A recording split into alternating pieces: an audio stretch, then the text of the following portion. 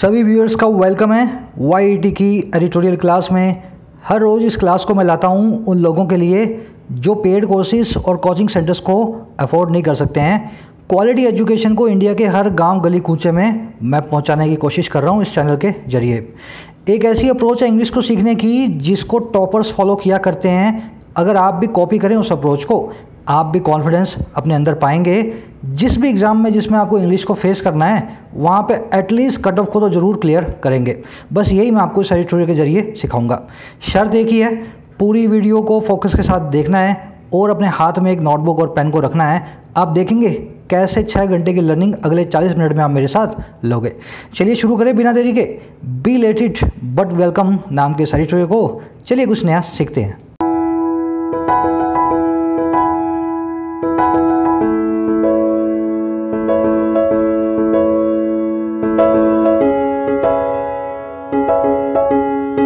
कह रहे belated but welcome, देरी से ही आए हो पर बहुत आपका स्वागत है। बी लेट इट क्या होता है? आप बी हो गए, लेट मतलब देरी से। हर वो चीज़ बिलेटेड है जो अपने वक्त के बाद है। आप किसी को बर्थडे की विश करते हो, लेट देरी से करते हो तो आप बोलते हो बिलेटेड हैप्पी बर्थडे, तो वो हो जाती है बिलेटेड विशेस। आप किसी को रिस्पॉन्ड करने में टाइम लगाते हो, देरी से रिस्पॉन्ड करते हो तो आपका रिस्पॉन्स हो जाता है बिलेटेड रिस्पॉन्स। तो एक एडजेक्टिव है, इसका मतलब यही होता है। देखते हैं अब किसने क्यों देरी की और क्या वेलकम कर रहा है अपना एडिटोरियल इसके टाइटल पैराग्राफ से। कह रहा है after taking note of pandemic induced crisis SC must now enforce rights of the vulnerable. कह रहे आफ्टर के बाद में, अच्छा किसके बाद में? लेने के नोट को, ध्यान देने के। नोट लेने का मतलब क्या है? किसी चीज़ को नोटिस करना। तो कह रहे हैं नोट लेने के बाद में, नोटिस करने के बाद में, अच्छा किसको? ऐसे क्राइसिस को, ऐसे तूफान को, ऐसी आफत को जो है पैंडेमिक इंड्यूस्ड, जिसको लाया गया इस पैंडेमिक महामारी के द्वारा। तो कह रहे हैं इस महामारी से निकल कर के आने वाले तूफान को नोटिस करने के बाद में, अच्छा क्या हुआ?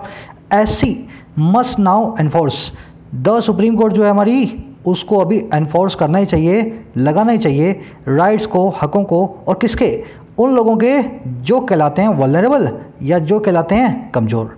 समझ गए सेंटेंस को? पीस बाय पीस मैंने आपको तोड़ के बताया।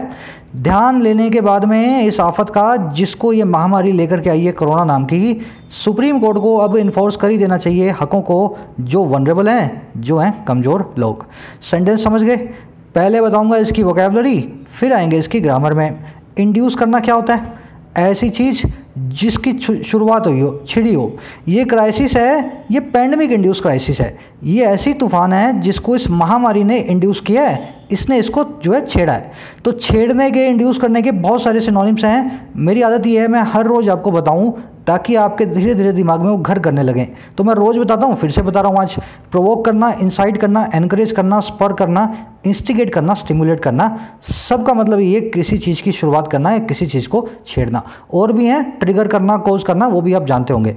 दूसरी चीज़, अब ये वल्नरेबल क्या होता है? ध्यान से देखना इस वर्ड को, एक बार में समझ जाओगे। इसके 2 मीनिंग होते हैं। या तो ऐसा इंसान जो रिस्क पे हो, या तो ऐसा इंसान या बहुत जो कमज़ोर हो। समझ गए ना? दोनों ही तरह के पीपल होते हैं वल्नरेबल। अब देखो कैसे। PM launched a scheme to support the vulnerable people. PM साहब ने लॉन्च कर दिया एक स्कीम को सपोर्ट करने के लिए वल्नरेबल पीपल को। अब ये कौन से पीपल हैं? जो कि हैं कमज़ोर लोग, समाज के जो ऐसे वर्ग हैं जिनके पास पैसा नहीं है, ताकत नहीं है, जिनके पास अपने अभिव्यक्ति का अधिकार नहीं है। समझ गए ना? Vulnerable people, weak people, weakness वाले पीपल। दूसरा देखो, elderly people are vulnerable to the disease. जो एल्डरली पीपल हैं, बड़ी एज के लोग हैं, वो इस डिजीज़ के सामने रिस्क पे हैं, वल्नरेबल हैं। तो इस डिजीज़ के सामने कमज़ोर हैं, सबसे ज़्यादा रिस्क इन्हीं लोगों को है, एल्डरली लोगों को। समझ गए ना? तो पीपल एट रिस्क और people with weakness are called vulnerable people. Adjective होता है एक। अगर मैं इसका एंटोनिम बोलूँ तो दोनों ही बन जाएंगे, प्रिविलेज्ड और इम्यून। वीकनेस वाले लोगों का उल्टा होगा प्रिविलेज्ड पीपल, जिनके पास ताकत है, पैसा है, पावर है ना? और जो रिस्क पे है उसका उल्टा हो गया इम्यून। मैं इनको यूज भी करके दिखाता हूँ दोनों वर्ड्स को इसके। PM launched a scheme to support the privileged people. PM साहब ने सपोर्ट करने के लिए प्रिविलेज लोगों को एक स्कीम को खोल दिया है ना, पैसे वाले लोगों को सपोर्ट करने के लिए। Elderly people are vulnerable. अब मैं यहाँ लिख देता हूँ टॉडलर्स पीपल को निकाल देता हूँ, टॉडलर्स होते हैं छोटे बच्चे, toddlers are immune to the disease. समझ के कैसे यूज़ करना है चारों वर्ड्स को, मेरे हिसाब से समझ गए होंगे। वल्नरेबल का एक बहुत अच्छा सिनोनिम होता है ससेप्टिबल, इसका मतलब भी यही होता है। चलिए अब ग्रामर कॉन्सेप्ट लेंगे, उससे पहले मैं आपको बता दूं, आज का मेन ग्रामर कॉन्सेप्ट लेने से पहले आप पूरे एडिटोरियल में मेरे साथ सब्जेक्ट और वर्ब को फॉलो करते जाएंगे। अब ये कैसे फॉलो करेंगे, सारे के सारे ग्रीन कलर में मैंने सब्जेक्ट डाल रखे हैं, सारी के सारी वर्ब्स को मैंने कर दिया है पिंक कलर के अंदर। पूरे एडिटोरियल में एक्सरसाइज में हर रोज़ करता हूँ, आधा पौना घंटा देता हूँ। मुझे पता है इस एक्सरसाइज का क्या मतलब है और इससे आपको क्या बेनिफिट मिलेगा। अपनी आंखें बंद करो, अगर आज भी आप स्ट्रगल कर रहे हो, मेरे साथ सब्जेक्ट और वर्ब को पकड़ना सीख लो। अगर आप इसको सीख लेते हो ना, भरोसा रखना इस चीज़ का, आपको कोई नहीं रोक सकता इंग्लिश के अंदर। जहाँ जाना चाहते हो इंग्लिश आपके रास्ते में नहीं आएगी। तो इस एक्सरसाइज को आपको मेरे साथ करना है, जहाँ सब्जेक्ट आए ग्रीन आए आपको देखते बताना है ये सब्जेक्ट है और ये उसकी वर्ब है, अपने हिसाब से तोल करके बताना है। आ जाओ ग्रामर कॉन्सेप्ट पे। कॉन्सेप्ट क्या कहता है वो आप बताओगे मुझे। पहले ये 4 क्वेश्चंस के अंदर आप मुझे बताओ, जस्ट अ मिनट, क्या कमी है। थोड़ा बड़ा कर दूं इनको, चलो।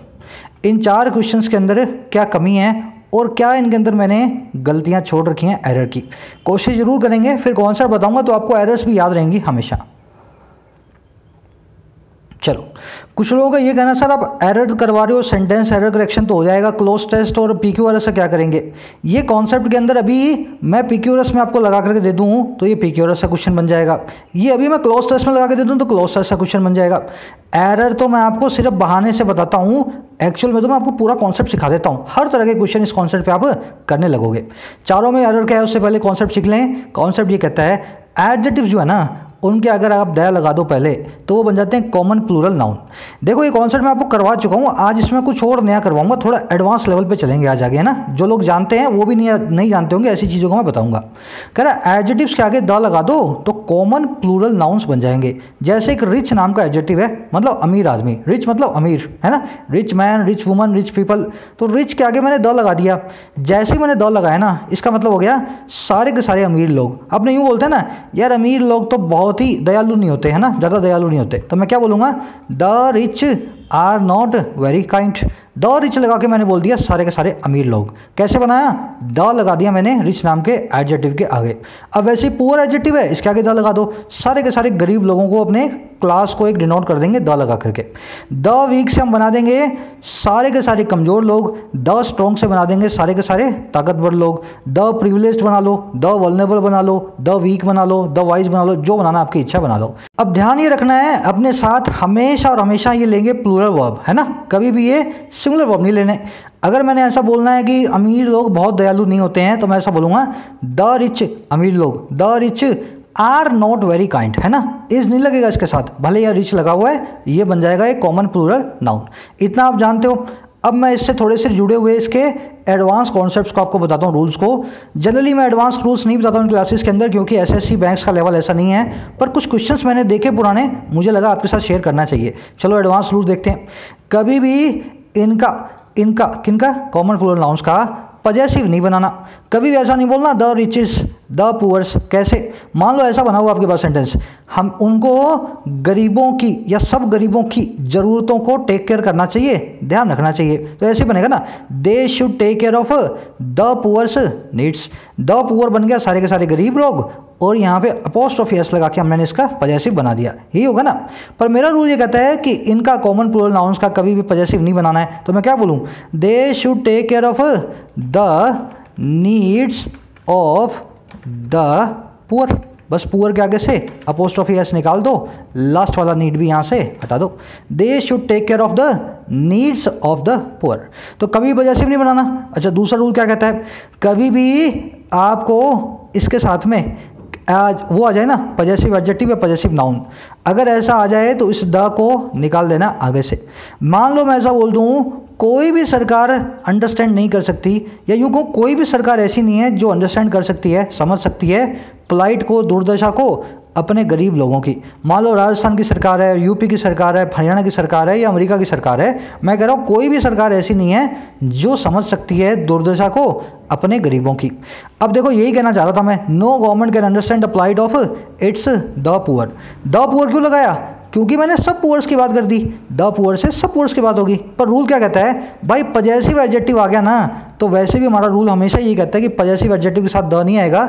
इस केस के अंदर भी मैं यहाँ से पजेसिव एडजेक्टिव को रखूंगा और द को निकाल दूंगा। तो इट्स पुअर लगा करके भी मैं समझ गया हूँ, मैंने कॉमन प्लूरल नाउन को यहाँ पे यूज़ किया है। मान लो इट्स पुअर की जगह राम्स पुअर होता, महेश पुअर होता, अमेरिकाज पुअर होता, इंडियाज पुअर होता, तो भी पजेसिव केस के बाद में द नहीं लगाना, अपने को पुअर ही लगा करके रखना है। समझ गए दो रूल्स। फटाफट से चारों क्वेश्चंस को मैं पहले सॉल्व करता हूँ, फिर आज का क्विज आपको दूंगा। The vulnerable is not able to survive without the government support. जो वल्नरेबल लोग हैं, जो लोग कमज़ोर हैं, वो सर्वाइव नहीं कर सकते हैं सरकार के सपोर्ट के बिना। अब देखो लोग तो बहुत सारे हैं, तो इसका क्या करें सर, इसको बना देंगे आर। समझ गए ना, common plural noun, common plural noun के साथ में वर्ब आएगी प्लूरल। चलो, she helped the poor who lives with lesser resources with all her money। उसने हेल्प किया उस पुअर आदमी को या सब पुअरों को, सब गरीबों को जो कि कम रिसोर्सेज के साथ रहते हैं। और कैसे हेल्प किया, अपनी सारी मनी के साथ, सारे पैसे के साथ। समझो इस सेंटेंस को, उसने किसी एक इंसान को हेल्प नहीं किया, द पुअर लगा के मैंने बता दिया सब पुअर्स को हेल्प किया।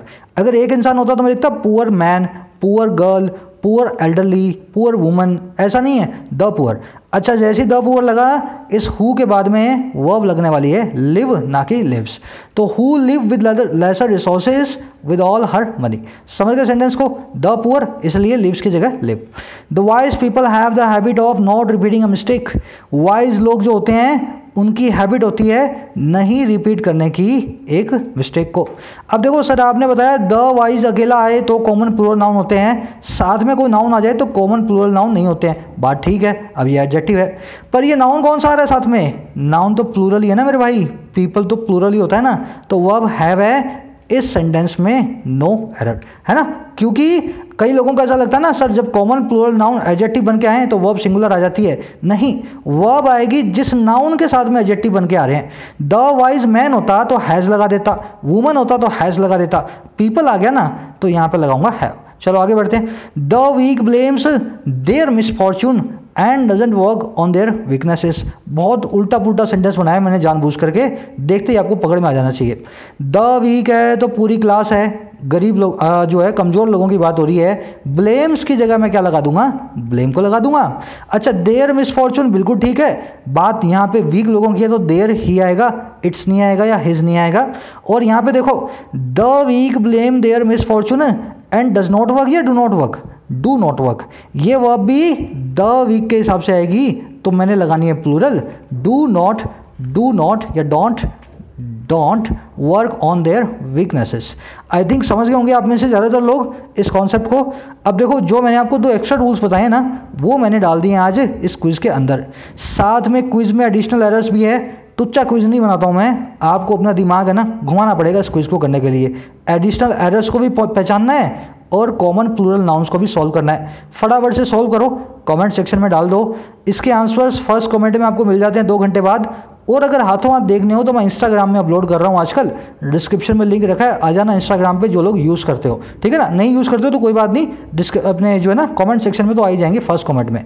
चलो बढ़े आगे, चलिए हाँ एक समरी दे देता हूँ। समरी ये है कि अभी हाई कोर्ट ने इन माइग्रेंट वर्कर्स की जो दुर्दशा है, जो प्लाइट है, उसका संज्ञान लिया है, कॉग्निशंस लिया है, उसको देख लिया है। अब हाई कोर्ट ने, सुप्रीम कोर्ट ने, तो सुप्रीम कोर्ट ने कुछ थोड़ी सी गाइडलाइंस दी हैं गवर्नमेंट को। अपना एडिटोरियल क्या कह रहा है, आप सुप्रीम कोर्ट हो, आपको ये काम 6 से 8 वीक्स पहले कर लेना चाहिए था, जब आपके पास बहुत सारे केसेस लगे थे इन माइग्रेंट वर्कर्स के लिए, है ना। तब आपने क्या किया, आंखें मूंद ली, सरकार से डर गए और सरकार की सारी बातें मान ली, है ना, और किसी भी तरह की राहत पहुंचाने से मना कर दिया माइग्रेंट्स को।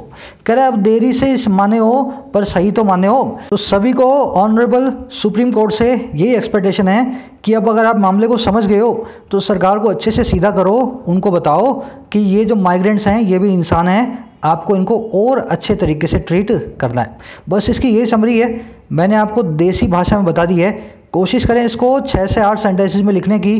जो लोग लिख रहे हैं हर रोज़ बेहतर बन रहे हैं, तो डालें कमेंट सेक्शन में एक समरी को। चलिए शुरू करते हैं फटाफट से।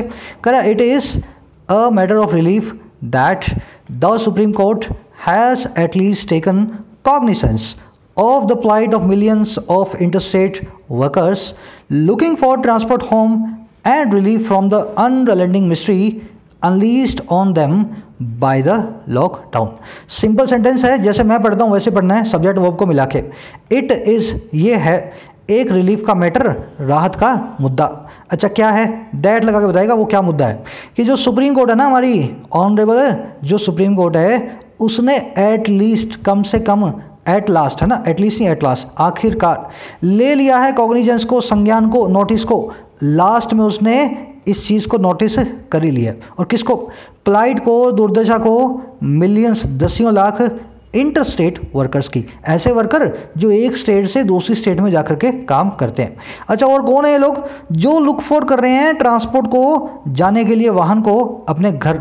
अच्छा और किसको लुक कर रहे हैं, रिलीफ को लुक कर रहे हैं, किससे, इस ऐसी मिजरी से, इस ऐसी परेशानी और बीमारी से जो है अनरिलेंटिंग, जो कि ख़त्म ही नहीं हो रही, और जिसको अनलीश किया गया है, जिसको शुरुआत की गई है, उनके ऊपर छोड़ा गया है इस लॉकडाउन के द्वारा। सेंटेंस को समझो, बहुत सिंपल सेंटेंस है, बड़ा ही रिलीफ का मैटर है। सुप्रीम कोर्ट साहब ने आखिरकार कॉग्निसेंस, संज्ञान या नोटिस इन दसियों लाख इंटर स्टेट वर्कर्स की फ्लाइट का ले लिया है। ये वो वर्कर्स हैं जो लुक फॉर कर रहे हैं ट्रांसपोर्ट को अपने घरों की तरफ, और रिलीफ को लुक फॉर कर रहे हैं इस ऐसी मिजरी से, बुरी परेशानी से जो अनरिलेंटिंग है, बिल्कुल भी स्कोप नहीं दे रही उनको, है ना, सरेंडर करने का नाम ही नहीं दे रही, ख़त्म होने का नाम ही नहीं ले रही, और उन पर अनलीश की गई है, इसकी शुरुआत की गई है उनके ऊपर, किसके द्वारा, इस लॉकडाउन के द्वारा। समझ गए सेंटेंस को, सब्जेक्ट वो पकड़े तो बहुत सिंपल है। अब फटाफट से इसकी पहले वोकैबुलरी बताता हूँ, बहुत रिच वोकैबुलरी है, ध्यान से देखना। कॉग्निसेंस क्या मतलब होता है, किसी चीज़ का संज्ञान लेना, अवेयरनेस, नोटिस, किसी चीज़ को हीड करना, HEED है ना। अगर आप किसी चीज़ का कॉग्निसेंस ले रहे हो ना, उस चीज़ को आपने नोट कर लिया है, अगर नहीं ले रहे हो तो उस चीज़ को आपने अनदेखा कर दिया है, समझ गए ना, कॉग्निसेंस। अब इसमें कमाल की बात यह है, कॉग्निसेंस हमेशा अपने साथ ऑफ लेता है, जिस चीज़ का आप संज्ञान लोगे उस चीज़ को आप ऑफ लगा के बताते हो, इसीलिए कॉग्निसेंस के 3 सिनोनिम हैं, वो भी अपने साथ ऑफ लेते हैं। जैसे इसके साथ कॉग्निसेंस के साथ अबाउट नहीं लगेगा, ऑन नहीं लगेगा, इन नहीं लगेगा, विद नहीं लगेगा ना, वैसे इन तीनों के साथ भी ऑफ ही लगने वाला है, अवेयरनेस, नोटिस और हीट। ध्यान रखें, फिक्स प्रपोजिशन सिनोनिम्स के हिसाब से चलते हैं, आपके सिनोनिम्स भी अच्छे हो जाएंगे अगर आप फिक्स प्रपोजिशन को पढ़ना शुरू करते हैं तो।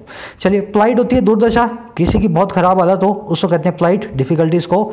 इंटरस्टेट क्या होता है, देखो इंटर और इंट्रा 2 वर्ड्स हैं, कंफ्यूज करने वाले वर्ड्स हैं। इंटर का मतलब है पार, इंट्रा का मतलब है अंदर, समझ गए ना।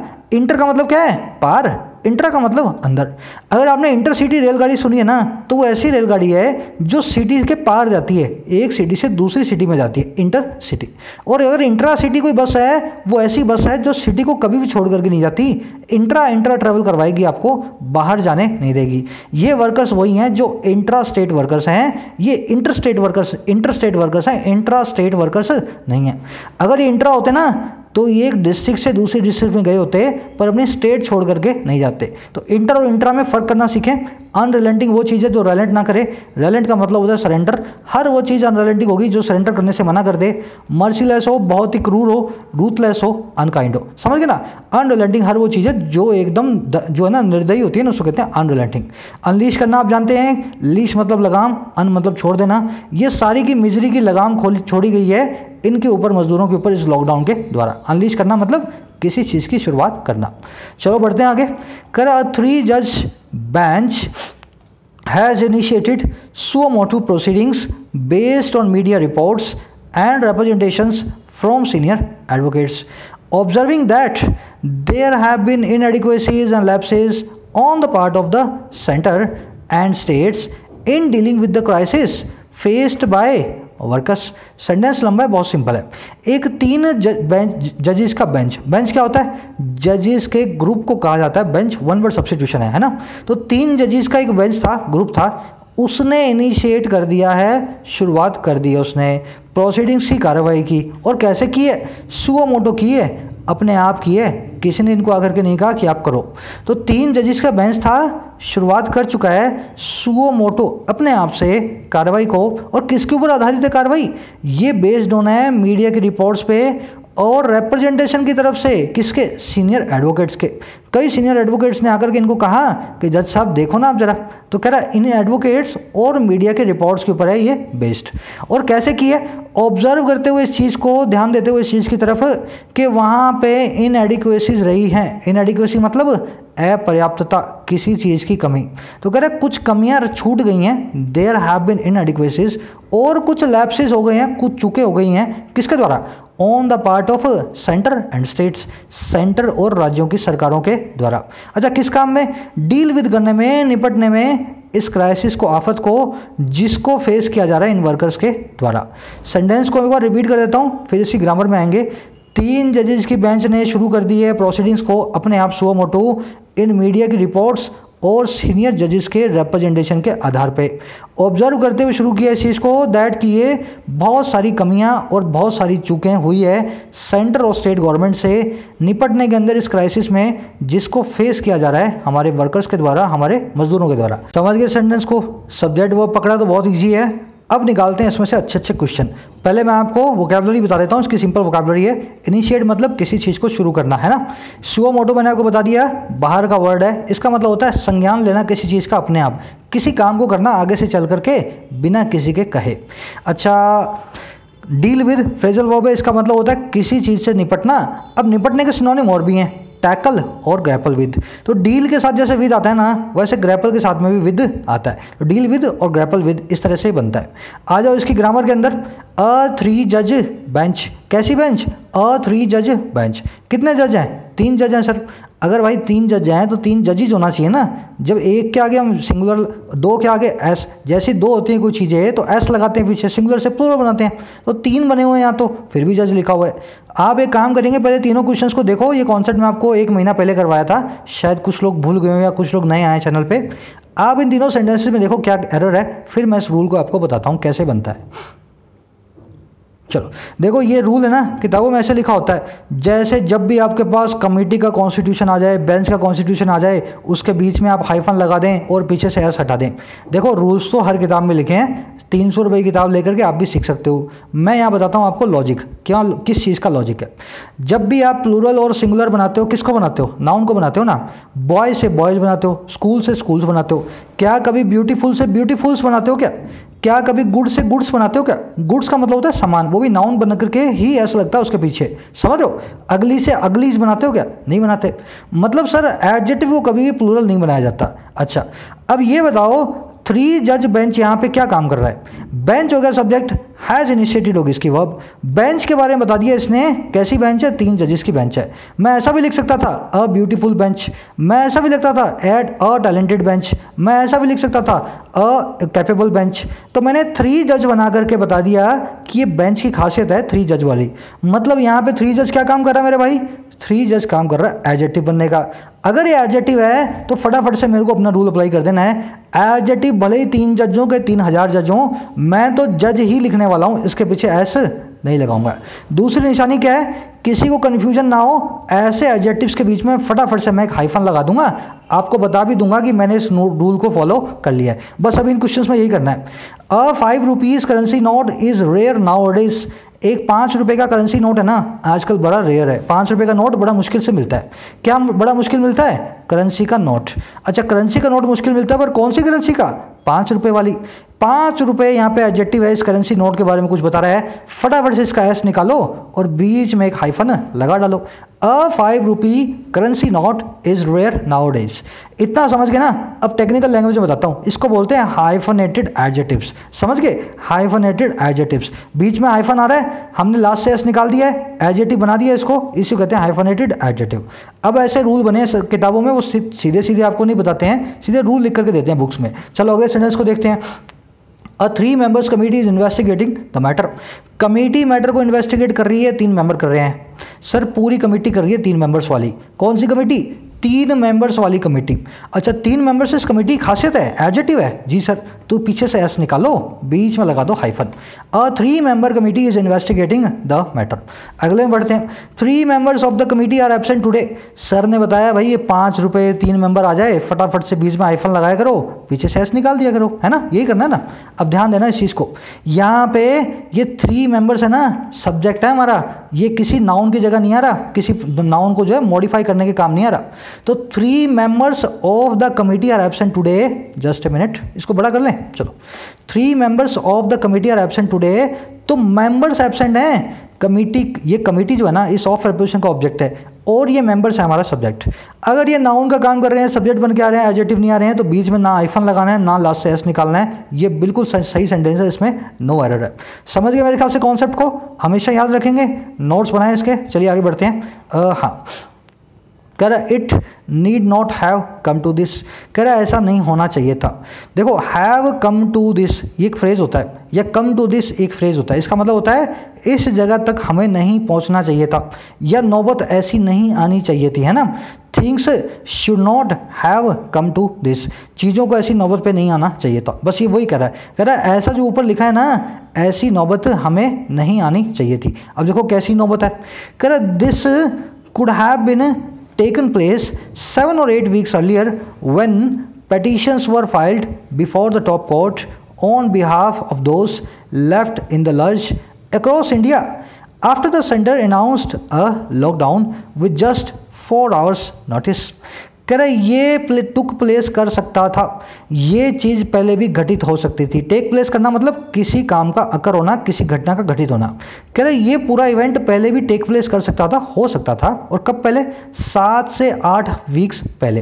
कह रहा कब, जब पेटिशंस को, याचिकाओं को पैसिव वॉइस में फाइल किया गया था, दायर किया गया था टॉप कोर्ट के सामने, बिफोर द सुप्रीम कोर्ट। अच्छा कैसे दायर किया गया था, की तरफ से, on behalf of, on behalf of मतलब किसी की तरफ से, किसकी तरफ से, उन लोगों की तरफ से, दोस्त उन लोगों की तरफ से जो छूट गए हैं लर्च में, जो लड़खड़ाते हुए पीछे रह गए हैं, है ना। और कहाँ पे, अक्रॉस इंडिया, पूरे इंडिया के अंदर, पूरे भारत के अंदर। और कब, जब सेंटर ने अनाउंस किया लॉकडाउन को, और कब, एक महज 4 घंटे के नोटिस के साथ। समझ गए सेंटेंस को। कह रहा ऊपर वाली पूरी कहानी पहले भी घटित हो सकती थी 7 से 8 वीक पहले, जब बहुत सारी पिटीशन टॉप कोर्ट के सामने लगी थी इन लोगों की तरफ से, जो लोग लर्च कर रहे हैं, लड़खड़ा रहे हैं, पीछे छूट गए हैं, लेफ्ट हो गए हैं पूरे इंडिया के अंदर, सेंटर के अनाउंस करने के बाद एक लॉकडाउन को 4 घंटे के नोटिस के ऊपर। सेंटेंस में देखने वाली चीज़, सब्जेक्ट वर्ब मिला लेना।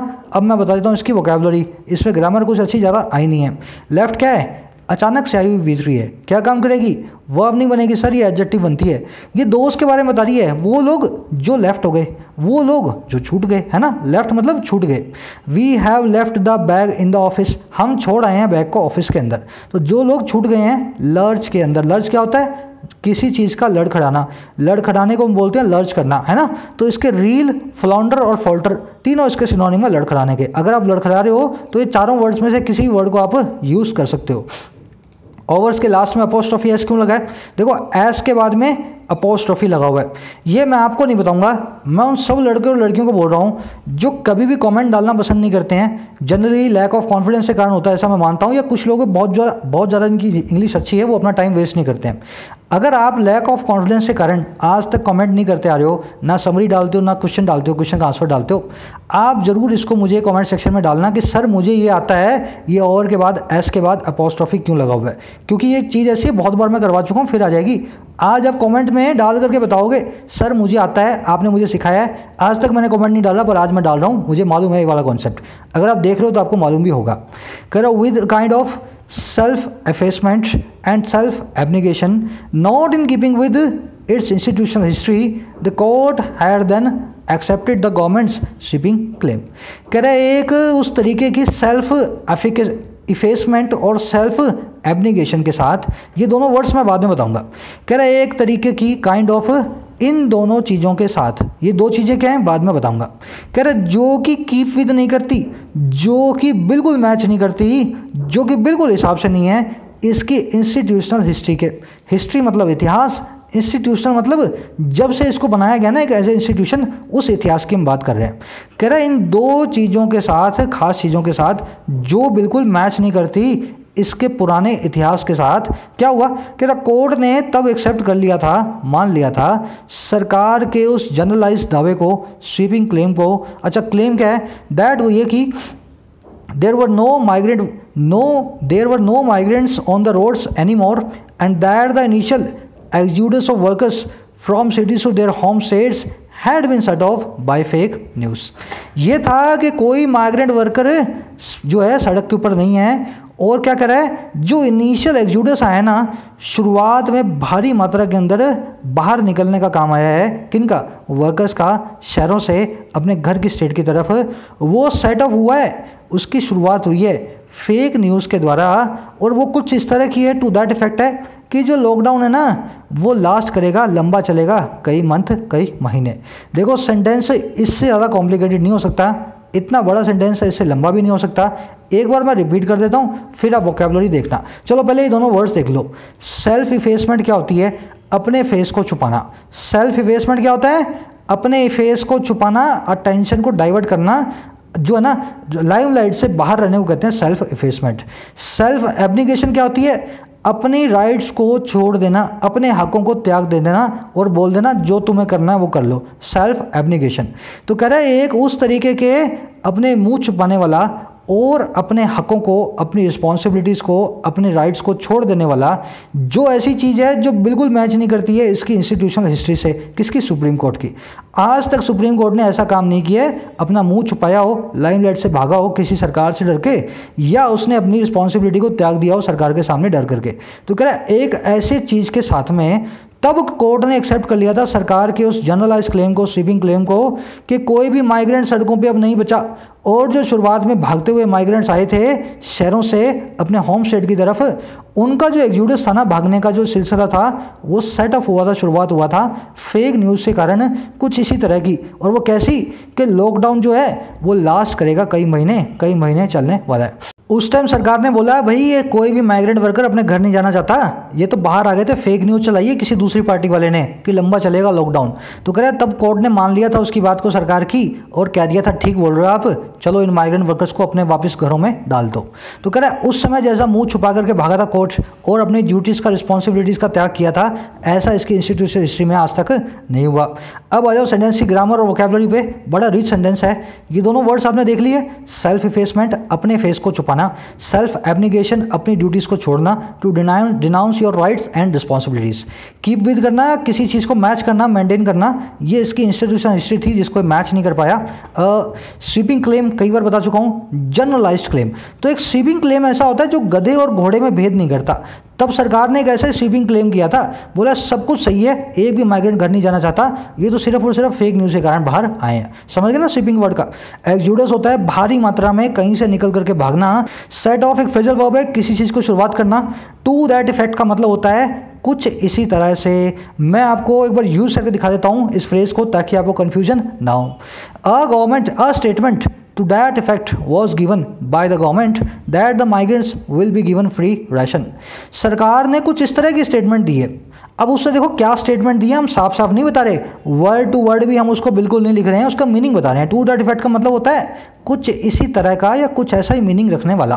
तो एक स्टेटमेंट दी है सरकार ने, टू दैट इफेक्ट कुछ ऐसा मीनिंग रखने वाली। और कैसी दी है सरकार ने कि माइग्रेंट्स को फ्री राशन दिया जाएगा, फ्री में खाना दिया जाएगा। बस टू दैट इफेक्ट का ऐसा ही मतलब समझें, कुछ इस तरह के शब्दों वाला। कुछ व्यूअर्स की शिकायत है सर 40 मिनट में वीडियो कंप्लीट करते हो 45 मिनट में, ये दूसरा वाला चैनल तो 25 में पढ़ा देता है हमें। भाई पढ़ लो आप वहाँ जा करके।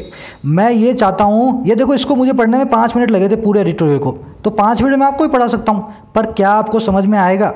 भाई 40 मिनट नहीं, तुम 4 मिनट पढ़ो, पर वो पढ़ो जो तुम्हें समझ में आए। और मेरी कोशिश होती है एक भी लड़का और एक भी ऐसी लड़की ना बचे मेरे पढ़ाने के बाद उसको ऐसा लगे कि ये सेंटेंस मुझे सर समझ में नहीं आया। फिर भी हो जाता है कभी कभी, पर मेरी कोशिश होती है 90% केसेस में ऐसा ना हो। ग्रामर कॉन्सेप्ट मिस कर दो, इन लाइनों को रिपीट ना करो, ये वीडियो भी 15 मिनट की हो जाएगी। मेरे को तो 5 मिनट लगते हैं, मैं भी पढ़ा सकता हूँ आपको 5 मिनट के अंदर। बढ़े आगे। करा in an unfortunately limited intervention the court merely advised the police to treat the workers on the roads with kindness and directed the media to highlight the center's vision of developments। कह रहा है एक unfortunately limited intervention में, ऐसी intervention दखल अंदाजी जो बहुत ही सीमित थी, लिमिटेड थी, और अनफॉर्चुनेटली मतलब दुर्भाग्यवश की बात है, बहुत बुरी किस्मत है हमारी। तो कह रहे ऐसे एक इंटरवेंशन के अंदर हुआ क्या, कोर्ट ने खाली खाली एडवाइस कर दिया, पुलिस को सलाह दे दी, ट्रीट करो आप वर्कर्स को जो सड़कों पर बैठे हैं काइंडनेस के साथ, अच्छे खुले दिल के साथ। और डायरेक्ट कर दिया इसी कोर्ट ने, इस कोर्ट की दूसरी वर्ब आई है डायरेक्टेड। इसने डायरेक्ट कर दिया मीडिया को कि आप हाईलाइट करो, सबके आगे लाओ, सेंटर जो वर्जन देता है डेवलपमेंट्स का, सेंटर जो घटनाक्रम का वर्जन अपना बताता है। तो कह रहा है आप अपनी खुद छानबीन बाद में करना, पहले जो सेंटर आपको ट्वीट करके बताए ना, सबसे पहले उसको मीडिया को आप जो बोला कि आप जो है अपने टीवी पे दिखाओ। तो ऐसा किया था उस समय कोर्ट ने।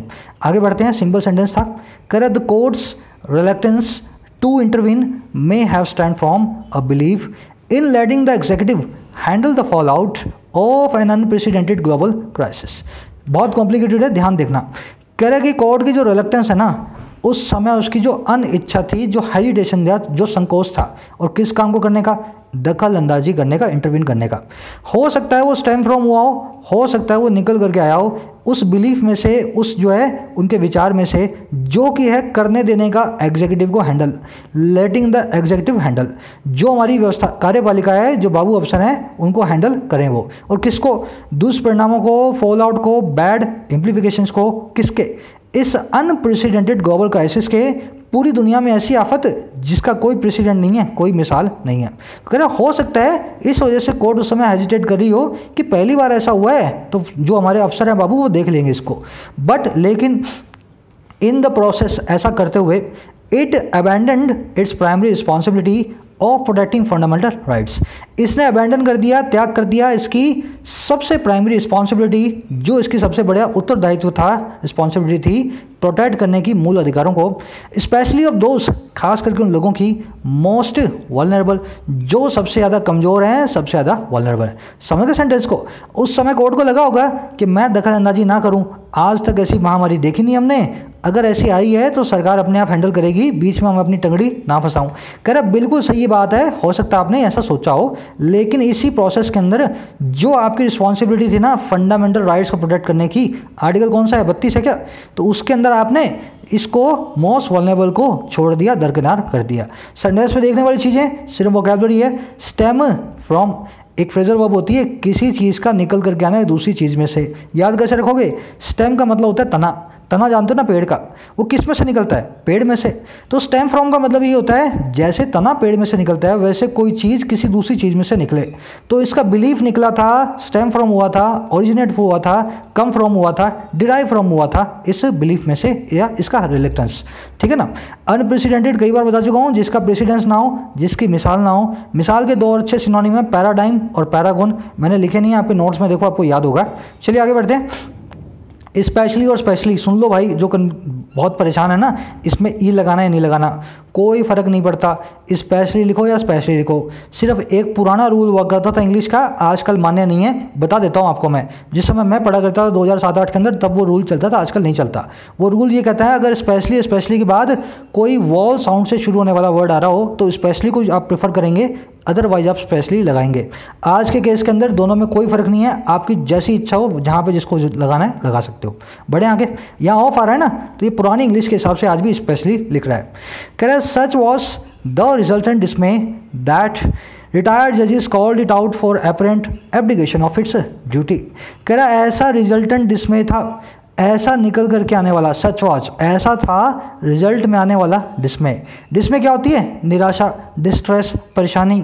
तो कह रहे इसकी जो रिजल्ट में आने वाली निराशा, डिसअपॉइंटमेंट जैसी थी ना, वो कैसी थी कि रिटायर्ड जजेस ने कॉल आउट कर दिया, इसको ललकार दिया, किसको, सुप्रीम कोर्ट को, किसके लिए, इसकी अपरेंट जाहिर एब्डिकेशन के लिए, इसकी ड्यूटी के। रिटायर्ड जजेस ने क्या बोला, अरे भाई सुप्रीम कोर्ट, क्या तुम अपनी ड्यूटीज़ को भूल गए हो, क्या जाहिर तौर पे तुम्हें अपने कर्तव्य भूल गए हो, एब्डिकेट कर रहे हो, ऐसा उन्होंने कॉल आउट करके, ललकार करके बोला। समझ गए सेंटेंस को। कह रहा है फॉर्मर हाई कोर्ट जज even said the ghost of ADM Jabalpur was lingering. एक पुराने हाई कोर्ट के जज ने यहाँ तक ये भी कह डाला कि जो भूत है ना, घोस्ट जो है इस एडीएम जबलपुर केस का, वो अभी भी लिंगर कर रहा था, अभी भी मंडरा रहा था। मतलब ये कोई बड़ा केस है एडीएम जबलपुर, आप नेट पे देखेंगे, जिसके अंदर हमारे मूल अधिकारों का हनन किया गया था, वायलेट किया गया हमारे जो है फंडामेंटल राइट्स को। तो कह रहा है उस जज ने क्या बोला, वो एडीएम जबलपुर वाला केस है ना, आज भी भूत बन के हमको सता रहा है, सुप्रीम कोर्ट को देख करके ऐसा लगता है। अब देखो कैसे बोला है, in an unflattering reference to an emergency era judgment now mercifully overruled. ये एक ऐसा रेफरेंस था, एक ऐसा इशारा था जो अनफ्लैटरिंग था, बहुत हार्श था, बहुत क्रिटिकल था, बहुत ही क्रिटिसाइज करने वाला था उस इमरजेंसी के टाइम की जजमेंट का, जिसको अभी मर्सीफुली जो है ना ओवर रूल कर दिया गया है, जिसको भी पूरी तरह से ख़त्म कर दिया गया है। अच्छा कौन सी थी ये, that held that personal liberty was not absolute during a state of emergency. ये वो जजमेंट थी, वर्डिक्ट था, जिसने ऐसा हेल्ड किया, ऐसा माना कि पर्सनल लिबर्टी जो है ना वो एब्सोल्यूट नहीं होती, वो सबसे आगे नहीं है, आपकी पर्सनल लिबर्टी सबसे आगे नहीं है एक स्टेट ऑफ इमरजेंसी में, इमरजेंसी लगने के बाद। तो हाईकोर्ट जज साहब ने यही बोला, कह रहा जैसा कांड एडीएम जबलपुर में हुआ था जब लोगों की इमरजेंसी के अंदर पर्सनल लिबर्टी को भी छीन लिया गया था, कह रहा वैसा ही घोष है ना भूत आजकल हमें सुप्रीम कोर्ट में दिखाई दे रहा है। लिंगरिंग वर्ड का समझते हैं मतलब किसी चीज़ का मंडराना, रिमेन बने रहना, परसिस्ट बने रहना, हैंग ऑन, हैंड ऑन नहीं, हैंग ऑन, किसी चीज़ का आपके सर पे मंडराना है। अनफ्लैटरिंग बता दिया, जो चीज़ फ्लैटर ना करे, बिल्कुल भी चापलूसी ना करे, अनफ्लैटरिंग होती है बेबाक बात, एकदम कड़ी बात, कड़वी बात, उसको कहते हैं अनफ्लैटरिंग। आगे बढ़ते हैं, कह रहा whether it was shamed into taking cognizance of the issue और it felt that situation is ripe for intervention. हाँ के ना, वेदर हाँ के ना, इट वॉज शेम्ड इंटू, इसको शर्म आ गई, शेम इंटू हो गई किस चीज़ के अंदर, टेक करने में कॉग्निसेंस को, नोटिस को, इस मुद्दे का। कह रहा हाँ कि ना ये बात है कि नहीं। अच्छा दूसरी कौन सी बात, और it felt that the situation is ripe, किसने ऐसा मान लिया, फील किया कि सिचुएशन जो है, हालात जो है बिल्कुल मैच्योर है, राइप है, तैयार हो गए हैं फॉर इंटरवेंशन, दखल अंदाजी के लिए।